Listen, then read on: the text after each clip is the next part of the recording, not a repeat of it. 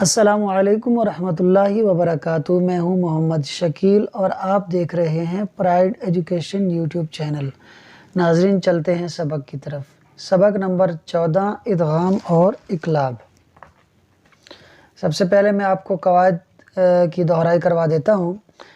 ادغام کا قاعدہ یہ ہے کہ نون ساکن یا تنوین کے بعد حروف یرملون میں سے کوئی حرف آ جائے تو ادغام ہوگا را اور لام میں بغیر غنّے کے، اور باقی 4 حروف میں غنّے کے ساتھ۔ ادغام مطلب ملائیں گے۔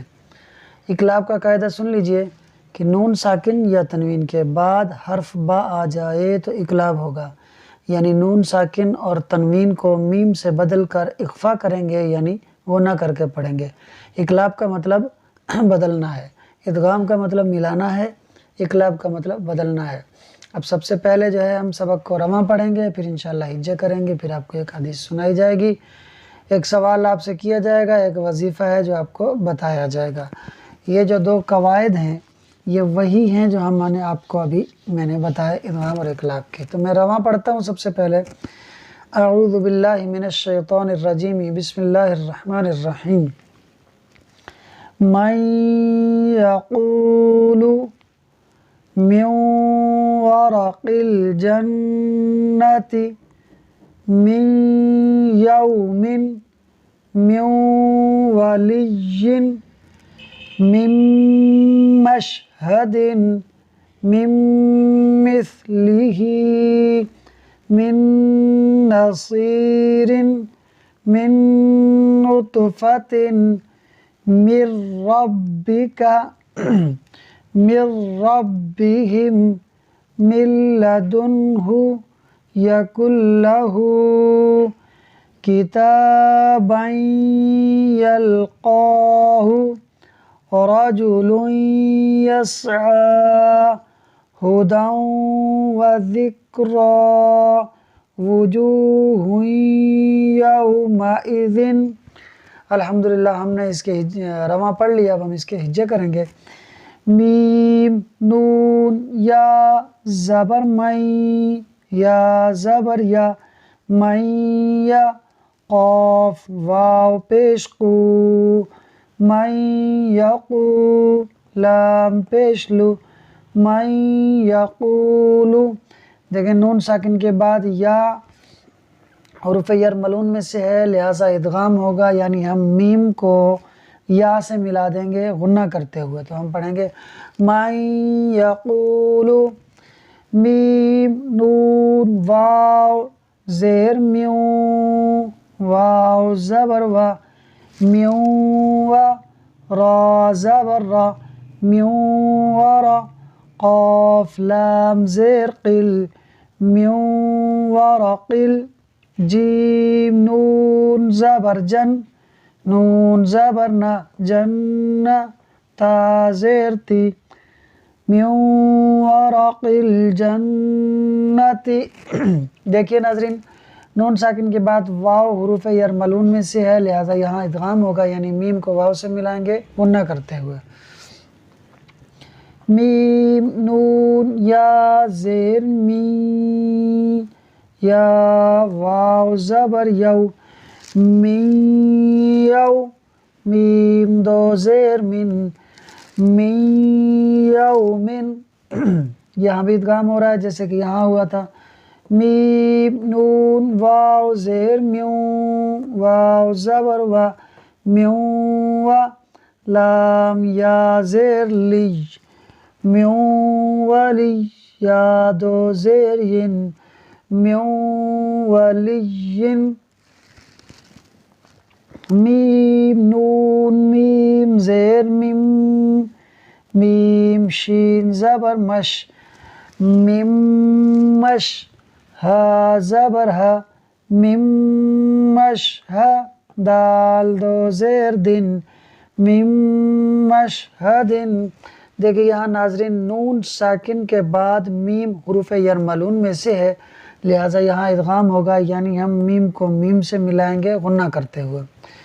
میم نون میم زیر میم، میم ثا زیر مث، یہاں جب ہم ثا پڑھیں گے تو ہم زبان جو ہے وہ زبان کی نوک यहाँ दांतों से लगाएंगे, हम पढ़ेंगे मिम मिस लाम ज़ेर ली मिम मिसली, हा खड़ी ज़ेर ही मिम मिसलिही।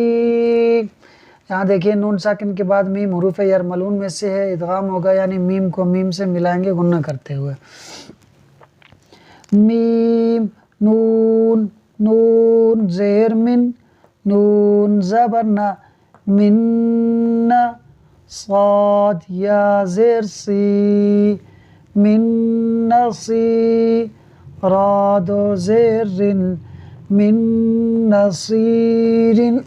देखिए यहाँ नाज़रीन नून साकिन के बाद नून हुरूफ यरमलून में से आ रहा है।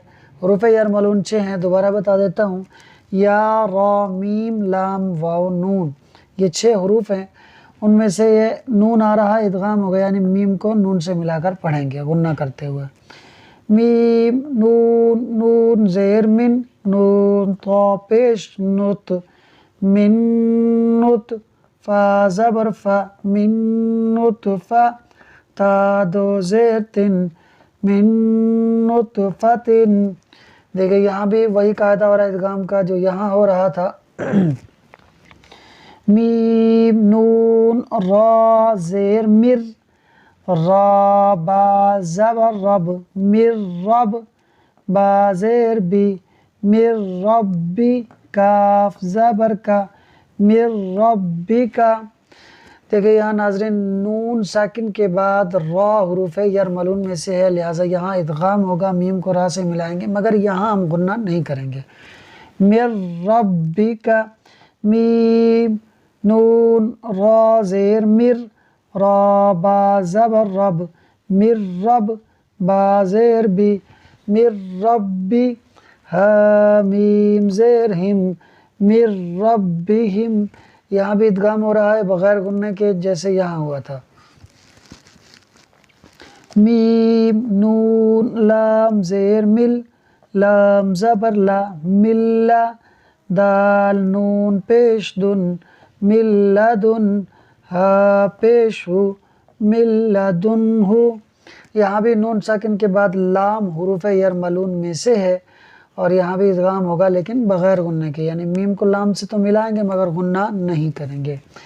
या ज़बर या, काफ नून लाम पेश कुल यकुल, लाम ज़बर ला यकुल्ला, हा उल्टा पेश हु यकुल्लहु।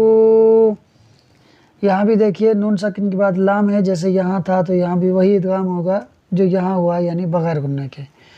काफ ज़ेर की, ता अलिफ ज़बर ता किता, बा या दो ज़बर बई। यहाँ बा के साथ जो दो ज़बर का अलिफ है इसको हम नहीं पढ़ेंगे, हम बा को या से मिलाकर पढ़ेंगे।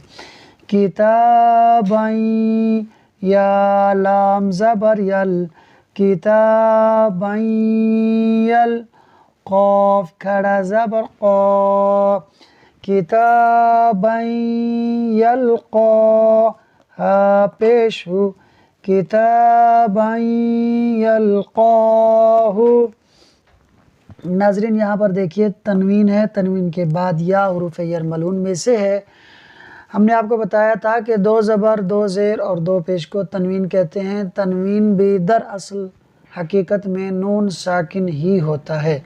तो यहाँ तनवीन का जो नून साकिन था किताबन, किताबन, वो जो नून साकिन था हमने उस नून साकिन को या से मिला दिया, इस तरह के बा को या से मिलाया और गुन्ना करके हमने बना दिया किताबन यल्क़ाहु। तो यहाँ इदगाम हो रहा है, तनवीन के बाद या हुरूफ यरमलून में से है तो हम गुन्ना करते हुए इसको पढ़ेंगे किताबन यल्क़ाहु। रा ज़बर रा, जीम पेश जू राजू, लाम या दो पेश लुई रजुलुई, या सीन ज़बर यस रजुलुई यस, आइन खड़ा ज़बर आ रजुलुई यसआ। यहाँ भी देखिए लाम पर दो पेश की तनवीन है और इस तनवीन के बाद या हुरूफ यरमलून में से है, इदगाम होगा यानी गुन्ना करके पढ़ेंगे। रजुलुन यस्आ, हा पेश हु, दाल वाव दो ज़बर दाऊं, हुदाऊं। नाज़रीन यहाँ पर या जो लिखा है इसको हम नहीं पढ़ेंगे। वाव ज़बर वा, हुदाऊं वा, दाल काफ ज़ेर ज़िक, हुदाऊं व ज़िक, रा खड़ा ज़बर रा, हुदाऊं व ज़िक्रा। नाज़रीन यहाँ जो या है ये भी नहीं पढ़ा जाएगा। देखिए दाल पर दो ज़बर की तनवीन है और तनवीन के बाद वाव हुरूफ यरमलून में से है, यानी यहाँ इदगाम होगा, हम गुन्ना करके पढ़ेंगे। हुदाऊं व ज़िक्रा, वाव पेश वु, जीम वाव पेश जू, वुजू, हा या दो पेश हुई, वुजू हुई, या वाव ज़बर यौ, वुजू हुई यौ, मीम ज़बर मा, वुजू हुई यौमा, हमज़ा ज़ेर ई, वुजू हुई यौमा इज़ी, यौमा ई, ज़ाल दो ज़ेर विन, वुजू हुई यौमा इज़िन।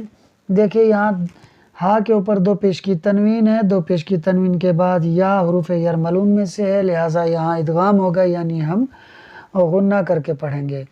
तो बिफ़ज़्लिही तआला हमने रवा भी पढ़ लिया, हमने हिज्जे भी पढ़ लिए। एक हदीस है जो मैं आपको सुनाऊंगा और ये हदीस ज़बानी भी मैं सुना सकता हूँ मगर अल्फाज आगे पीछे ना हो, अरबी में सुनाऊँ और उससे उलमाए किराम ने क्या माना बयान किए हैं मैं चाहता हूं कि आपको देख कर बताऊं, ताकि जो हम तक जिस तरह पहुंचा है उसी तरह आप तक पहुंचे, उसमें हमारे अपने अल्फाज से अदल बदल या माना मफ़हूम के बदलने का ख़तरा ना हो। तो आइए नाज़रीन चलते हैं किताब की तरफ। मैं यहाँ से पढ़कर और फिर इंशाअल्लाह जो इसकी तशरीह है वो आपको अर्ज़ करूँगा। वअन मुआवियत क़ाल क़ाल रसूलुल्लाह सल्लल्लाहु अलैहि वआलिहि वसल्लम मन युरिदिल्लाहु बिही खैरन युफ़क्किहु फ़िद्दीन व इन्नमा अना क़ासिमुन वल्लाहु युअती। तर्जुमा इसका ये है कि हज़रत मुआविया रदियल्लाहु ताला अन्हु से रिवायत है, कहते हैं कि फ़रमाया रसूलुल्लाह सल्लल्लाहु अलैहि वआलिहि वसल्लम ने कि जिससे अल्लाह भलाई का इरादा फरमाता है उसे दीन में फ़क़ीह बना देता है, और बेशक मैं बाँटने वाला हूँ और अल्लाह अता करने वाला है। इस हदीस मुबारका में फ़रमाया गया कि अल्लाह ताला जिससे भलाई का इरादा फरमाता है उसे दीन में फ़क़ीह बना देता है। अब दीन में फ़क़ीह बनाने से क्या मुराद है, इसकी तशरीह में, इसकी तफसीर और वज़ाहत में मुफ्ती अहमद यार ख़ान अलैहि रहमतुर्रहमा फरमाते हैं कि यानी उसे दीनी इल्म, दीनी समझ और दानाई बख्श देता है। ख़याल रहे कि फ़िक़्ह ज़ाहिरी का मतलब शरीयत है और फ़िक़्ह बातिनी तरीक़त और हकीकत। और ये हदीस यानी जिसमें फ़रमाया गया कि अल्लाह जिससे भलाई का इरादा फरमाता है, ये हदीस फ़िक़्ह ज़ाहिरी यानी शरीयत को भी, फ़िक़्ह बातिनी यानी तरीक़त और हकीकत दोनों को शामिल है। और इस हदीस से दो मसले साबित होते हैं। एक ये कि कुरान और हदीस के तर्जमे और अल्फाज का रट लेना ये इल्म दीन नहीं बल्कि इनका समझना इल्म दीन है, और ये समझना ही मुश्किल है।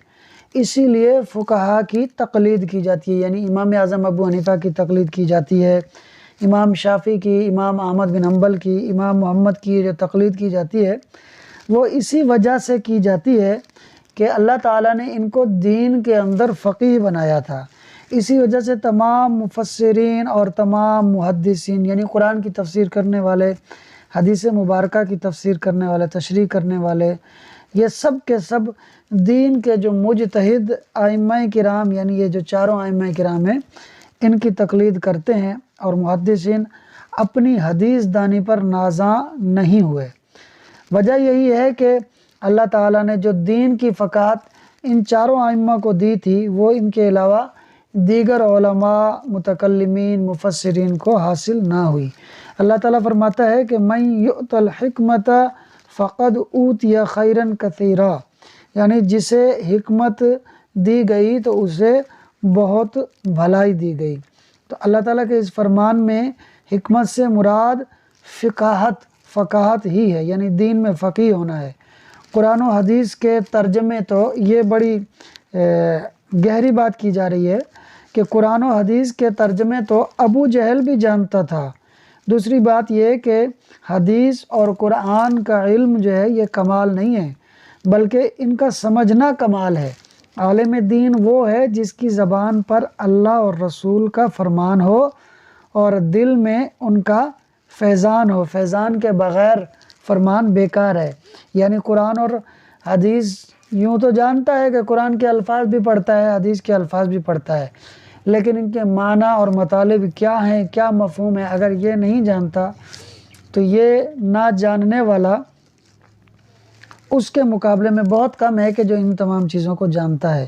اور صحیح معنوں میں جس عالم کی جو فضیلت بیان کی گئی ہے وہ بھی وہی ہے کہ جو قرآن و حدیث کے الفاظ کے ساتھ ساتھ ان کے معانی اور مطالب بھی جانتا ہو۔ مزید اس حدیث کی تشریح اور بھی ہے، مگر اس میں ہم نے جو چیز دیکھنی تھی وہ یہ دیکھنی تھی کہ فقاہت سے کیا مراد ہے، دین میں فقیہ ہونے سے کیا مراد ہے۔ محض قرآن و حدیث کے الفاظ کا رٹ لینا یہ فقاہت نہیں ہے، بلکہ ان کے معانی اور مطالب کا سمجھنا ہی در حقیقت فقاہت ہے۔ تو یہ ہماری آج کی ایک حدیث تھی۔ اس کے بعد ایک سوال ہے جو ہم آپ سے کریں گے۔ سوال بڑا ہی عجیب و غریب ہے، لیکن علماء کرام نے اس کو بیان فرمایا ہے، تو میں آپ کے سامنے وہ سوال رکھتا ہوں۔ آپ ڈھونڈیے گا، اس کو دیکھیے گا، پوچھیے گا اپنے جاننے والوں سے، اور جواب کمنٹ باکس میں دیجیے گا۔ اگر نہ آ رہا ہو تو آپ سوال کمنٹ باکس میں کر سکتے ہیں کہ وہ کیا جواب ہے اس سوال کا۔ سوال یہ ہے کہ ایسی کون سی مخلوق ہے یا ایسی کون سی چیز ہے کہ اللہ تعالیٰ کو اس چیز کا خالق کہنا جائز نہیں ہے؟ ایسی کون سی مخلوق ہے جس کا خالق اللہ تعالیٰ کو کہنا جائز نہیں ہے؟ بڑا عجیب سوال ہے، لیکن آپ کے اوپر ہے کہ اس کا جواب لائیے گا۔ اور اگر آپ جواب نہ دے سکے اور کمنٹ کافی تعداد میں ہوئے پوچھنے والے کہ اس سوال کا کیا جواب ہے، تو انشاءاللہ اس کا جواب کمنٹ باکس میں دے دیا جائے گا۔ آج کا جو وظیفہ ہے، وظیفہ یہ ہے کہ کوئی شخص حاکم یا افسر کے پاس جانے سے پہلے اگر 41 بار یا عزیزو پڑھ لے، 41 بار یا عزیزو پڑھ لے، تو انشاءاللہ عز و جل جب وہ حاکم یا افسر کے پاس جائے گا تو اسے خود پر مہربان پائے گا۔ طریقہ کسی بھی وظیفے کو پڑھنے کا یہ ہوتا ہے کہ اول آخر اگر درود پاک پڑھیں گے تو وظیفے کی پوری برکتیں آپ کو نصیب ہوں گی۔ تو شروع میں 3 مرتبہ درود پاک پڑھیں، آخر میں 3 مرتبہ درود پاک پڑھیں، اور درمیان میں 41 مرتبہ آپ پڑھیں یا عزیزو۔ میں یہ لکھ بھی دیتا ہوں، یا عزیزو۔ اللہ کرے کہ یہ آپ کو نظر آ رہا ہو، زیادہ نیچے نہ گیا ہو۔ یا الف زبر یا، عین زبر ع، یا ع، زا یا زیر زی، یا عزی، زا پیش زو، یا عزیزو۔ تو یہ ہمارا وظیفہ ہے۔ جو کوئی 41 مرتبہ اسے کسی حاکم یا افسر کے پاس جانے سے پہلے پڑھ لے گا تو انشاءاللہ اسے خود پر مہربان پائے گا، اور جس مراد کے لیے گیا ہوگا اگر وہ جائز ہوئی، رب نے پوری کرنا رب کی منشا میں ہوا، تو انشاءاللہ وہ پوری ہوگی۔ ناظرین، ہماری آج کی ویڈیو سے اگر آپ کو کچھ سیکھنے کو ملا ہو تو ہماری اس ویڈیو کو لائک کیجئے، کمنٹ کیجئے، سوال کا جواب دیجئے، اس ویڈیو کو مزید آگے شیئر کیجئے دوست و احباب میں، اور اچھا لگے تو ہمارے چینل کو بھی سبسکرائب کیجئے۔ ملتے ہیں اگلی ویڈیو میں، تب تک کے لیے اللہ حافظ۔